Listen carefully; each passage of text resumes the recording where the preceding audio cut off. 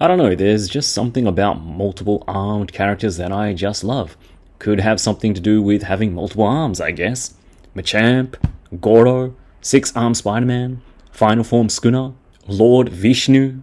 I just wish we'd get more good figures of multiple armed characters.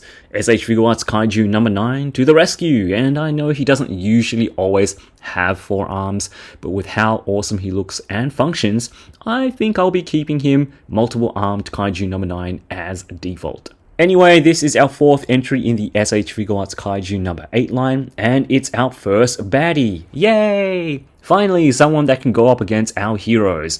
So what does this new release have to offer? Well, quite a bit actually, and he may very well be the best figure in the line so far. So here he is, 130 kilograms of pure punching power, number 68 on the Pokedex, one of the original 151, S.H.Figuarts Skinny Machamp.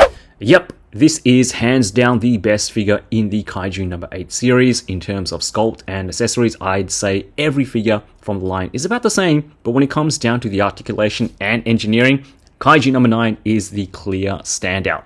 And speaking of standing out, having him stand next to Kaiju No.8 and the rest of the anti-Kaiju defense force makes for a really good looking lineup. Shinomiya here is from Figure but we will be getting her Figuarts version this month. It'll be interesting to see how she compares to her model kit cousin, given how good the model kit is.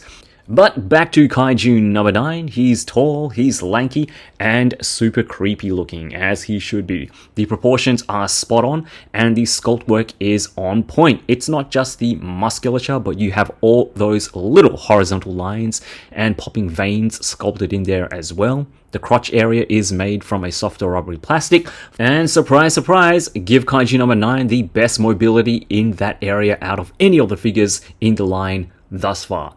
Please, Tamashii, just do the same for every other figure going forward. As far as paintwork, the figure is molded in a solid greyish beige color with some shading on his shoulders, hands, knees, and feet. And we also get a little paintwork on his little spikes as well. The spots on his back and chest are painted as well, but other than that, we really don't get too much in terms of paint apps, which I think is fine. We get 4 complete head options ranging from your creepy smiles, eyes closed, creepy smile, eyes open, creepy smile, slightly mouth open, and a creepy mouth wide open, teeth, tongue and all. These look great. I mean, Kaiju No.9 isn't really your conventional villain with a broad range of emotions and expressions, so I think they've got your posing bases covered. Most of the paintwork is in the mouth and the eyes when they're open, and everything else looks clean. No complaints. Alright, so let's look at Machamp's articulation. I mean, Kaiju No.9, but you guys know what I mean. So starting off with the head, his head is already kind of like positioned in the upward position, and that's as high as it can go. So I kind of have him crouched down, so it's kind of hard to see, but if he's, if he has his back straight up, nice posture, that's as high as the head will go, which is pretty good. Head goes down really well. We get some side-to-side rotation and some pretty decent head tilt as well. Moving on to the arms, first the base arms, or the arms that he comes with, not the attachments. Both arms do move out 90 degrees, which is pretty good. And yeah, pretty good actually. Really, really impressive range there with the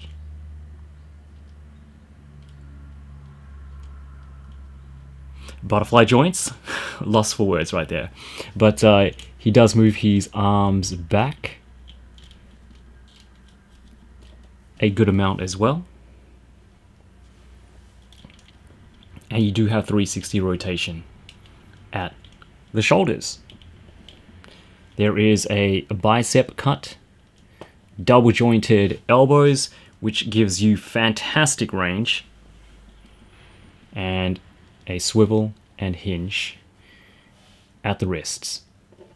The arms at the back, they are on a ball joint attached to the whatever those muscles are. Anybody who works out, please let me know. And they are on a hinge as well. But that little spike there does get in the way. But it does give you more than enough leeway to give you some really good poses. Again, fantastic double elbows. Look at that range. And of course, your swivel and hinges at the wrist as well. So let's get Machamp's arms back up there. And let's move on to the torso. And this guy has fantastic ab crunch. I just wish Kaiju No.8 had as much range as well. And I get it, you know, the designs are different. This guy's a little bit simpler. He doesn't have as many moving parts. But yeah, it moves back really well. We get some really good tilt left and right, and it's mostly from the lower waist. There is a nice swivel there at the upper torso, and you have a swivel there at your lower torso as well. So I mean, he's got fantastic range. Look at that.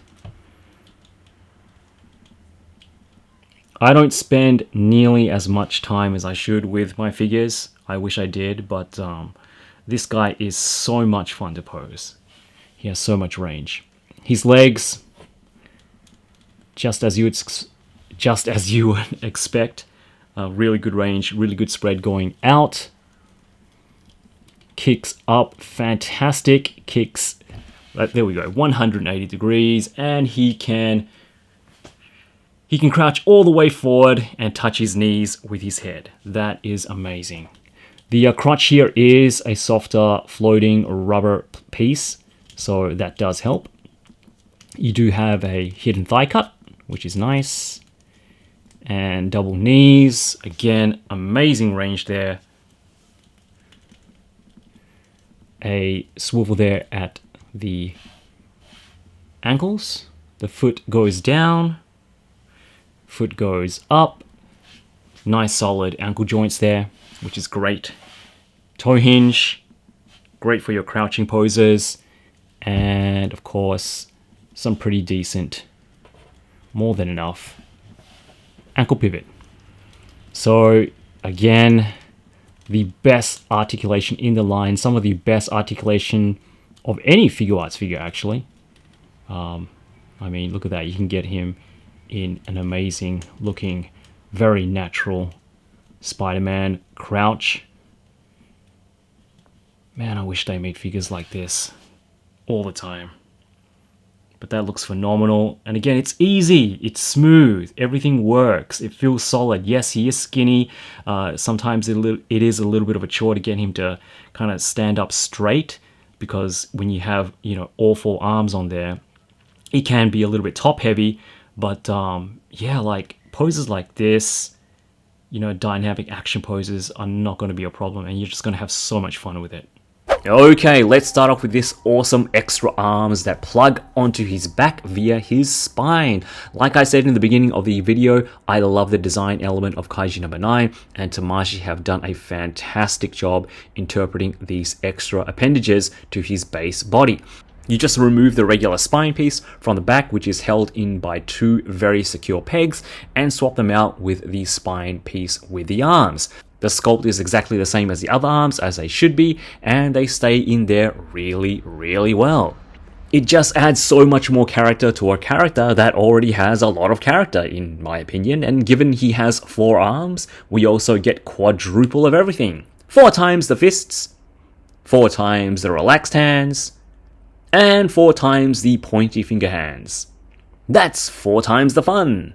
But we also get 4 times spore shooting attack hands, which have the spores already a part of the hand sculpted in translucent orangey beige colored plastic. The last accessory we get is another mask for Kaiju No.8, and this could be the best one yet. It's his iconic charge up expression, eyes looking off to the side, teal colored electricity flickering out as he winds up for a punch. And there we have it, Kaiju No.9, a sign of better things to come from the Kaiju No.8 series. I'm still a little bit doubtful whether the rest of the Defense Force crew will get as good articulation as Kaiju No.9 here, but I guess there is hope. I think now with season 1 of the anime over, the buzz for Kaiju No.8 has died down a little bit. But don't sleep on this one. This guy really is the best figure we've had in the line so far and pairs up great with Kafka and the rest of the defense crew. We got back-to-back Kaiju No.8 releases with this month and December with Shinomiya and Kansai guy, that's how I remember him. Please somebody tell me what his name is in the comments, but I'm really hoping we get more baddies too. I know scale-wise that might be a little bit of a challenge, but we really do need more kaiju from this kaiju-based series. And before we head out today, keeping it kaiju themed, today's IG inspiration is the one and only Figureshowmania show. If you love your Godzilla and your kaiju, make sure you check out his cinematic work. What I love about his work is his masterful use of scale and coloring. It's got that beautiful, hazy feel to them that really gives off a cinematic look. I missed a chance to meet him in person while he was in Japan, but I'll definitely catch up with him someday, maybe in the near future. So go show Figureshowmania show some love and tell him I sent you. And that's it for this one, guys. I know reviews have been a little bit slow, but I just got my camera back from the repair shop, so hopefully we can pick up the pace again. Still a ton of videos to go. Make sure you've subscribed if you haven't already, and drop us a like if you enjoyed the review. Remember to do them push-ups, and as always, よろしく